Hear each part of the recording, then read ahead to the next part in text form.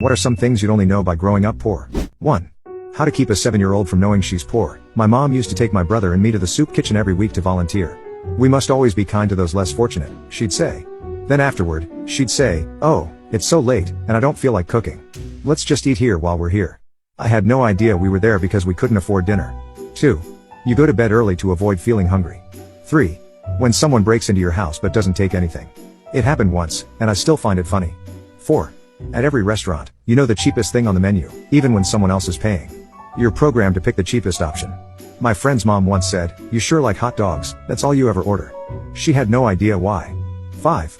Your dad asks you for $20 so he can get to work for the week, promising to pay you back when he gets paid. 6. I'm not sure about other states, but in Minnesota, they can't shut your power off in winter because of the risk of someone freezing to death. Winter was the time to catch up on all the other bills we were behind on. 7. The first part of my childhood, I'd come home from school to an empty house. I never knew if I'd see my parents that night. There were no cell phones back then, and I was always anxious about what would happen if they did show up.